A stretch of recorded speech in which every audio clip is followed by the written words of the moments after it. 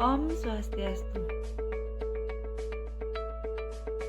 Kami dari kelompok 3 dengan mata kuliah Ekonomi Manajerial. Dengan dosen pengampu mata kuliah Ekonomi Manajerial, Bapak Ariwira Andika STMM. Adapun nama kelompok kami yang pertama Nikade Ariningsih, yang kedua Ninyoman Windari, yang ketiga Niputu Wiwin Antari. Dengan materi yang akan kami bahas, yang pertama elastisitas permintaan, yang kedua elastisitas pendapatan, yang ketiga elastisitas bilang. Yang pertama, konsep dasar elastisitas. Elastisitas merupakan salah satu konsep penting untuk memahami beragam permasalahan di bidang ekonomi. Konsep elastisitas sering dipakai sebagai dasar analisis ekonomi, seperti dalam menganalisis permintaan, penawaran, penerimaan pajak, maupun distribusi kemakmuran. Dalam bidang perekonomian daerah, konsep elastisitas dapat digunakan untuk memahami dampak dari suatu kebijakan. Sebagai contoh, pemerintah daerah dapat memenuhi dampak kenaikan pajak atau subsidi terhadap pendapatan daerah, tingkat pelayanan masyarakat, kesejahteraan penduduk, pertumbuhan ekonomi, pertumbuhan investasi, dan indikator ekonomi lainnya dengan menggunakan pendekatan elastisitas.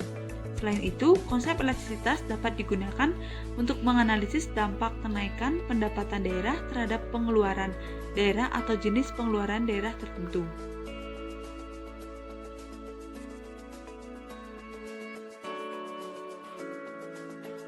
Selanjutnya, elastisitas permintaan.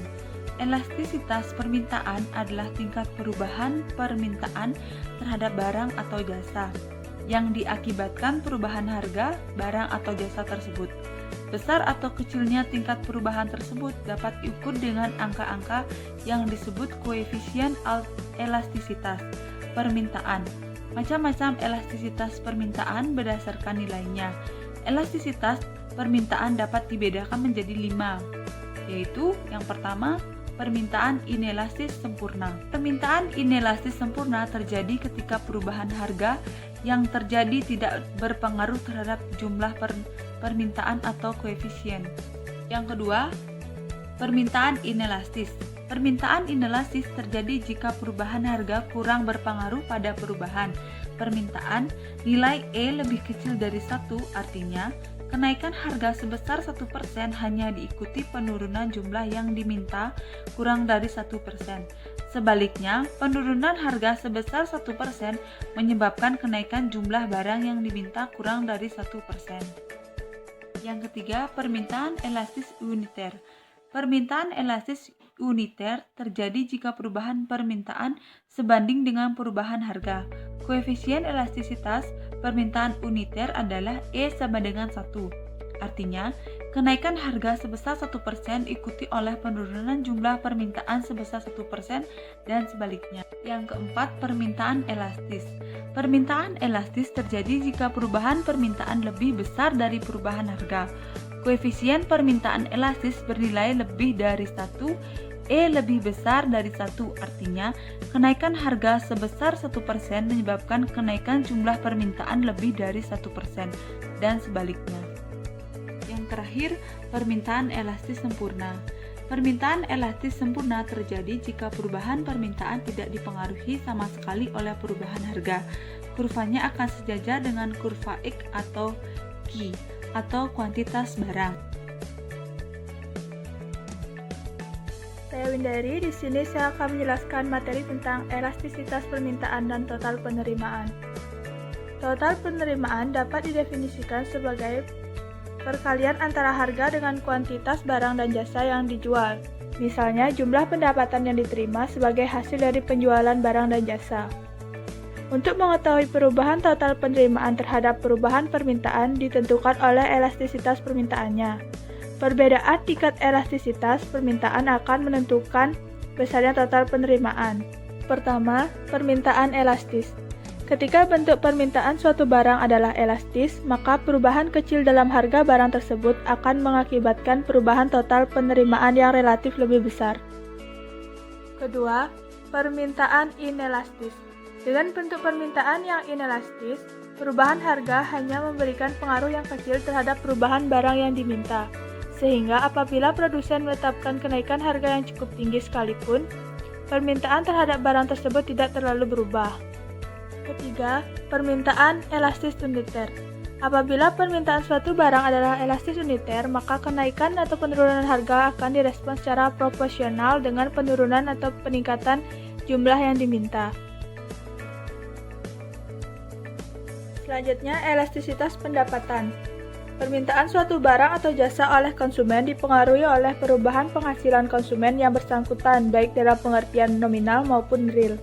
Untuk mengukur derajat respon perubahan permintaan terhadap adanya perubahan penghasilan adalah elastisitas pendapatan. Elastisitas pendapatan dapat didefinisikan sebagai derajat sensitivitas perubahan permintaan sebagai akibat dari perubahan penghasilan seorang konsumen.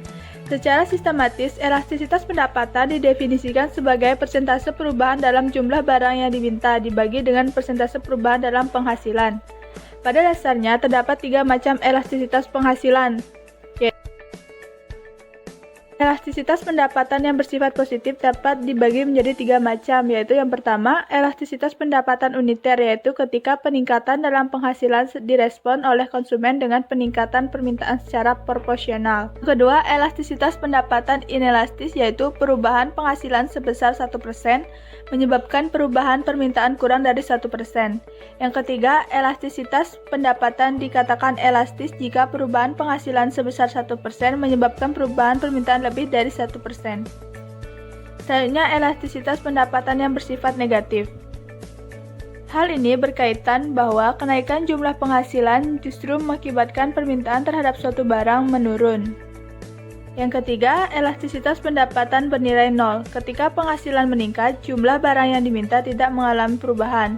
Berapapun perubahan penghasilan tidak akan merubah permintaan atau konsumsi barang tersebut. Selanjutnya, di sini saya Ariningsih akan menjelaskan tentang elastisitas silang.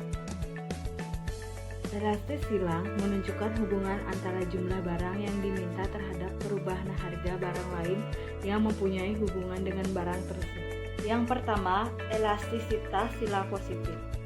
Peningkatan harga barang A menyebabkan peningkatan jumlah permintaan barang B. Sebagai contoh, peningkatan harga kopi meningkatkan permintaan terhadap teh. Kopi dan teh merupakan 2 barang yang dapat saling menggantikan. Yang kedua, ada elastisitas silang negatif. Peningkatan harga barang A mengakibatkan turunnya permintaan barang B. Sebagai contoh, peningkatan harga bensin mengakibatkan penurunan permintaan terhadap kendaraan bermotor. Kedua barang tersebut bersifat komplementer. Yang ketiga, elastisitas silang 0. Peningkatan harga barang A tidak akan mengakibatkan perubahan permintaan barang B. Dalam kasus ini, kedua macam barang tidak saling berkaitan. Sebagai contoh, kenaikan harga kopi tidak akan berpengaruh terhadap permintaan kendaraan bermotor. Berdasarkan materi yang telah dipaparkan, maka dapat disimpulkan elastisitas permintaan adalah tingkat perubahan permintaan terhadap barang atau jasa yang diakibatkan perubahan harga barang atau jasa tersebut. Besar atau kecilnya tingkat perubahan tersebut dapat diukur dengan angka-angka yang disebut koefisien elastisitas permintaan. Elastis pendapatan adalah prosentase perubahan kuantitas barang yang diminta akibat terjadinya perubahan pendapatan. Sedangkan elastisitas silang menunjukkan hubungan antara jumlah barang yang diminta terhadap perubahan harga barang lain yang mempunyai hubungan dengan barang tersebut. Sekian presentasi dari kelompok kami ucapkan terima kasih. Kami tutup dengan Parama Santi. Om Santi.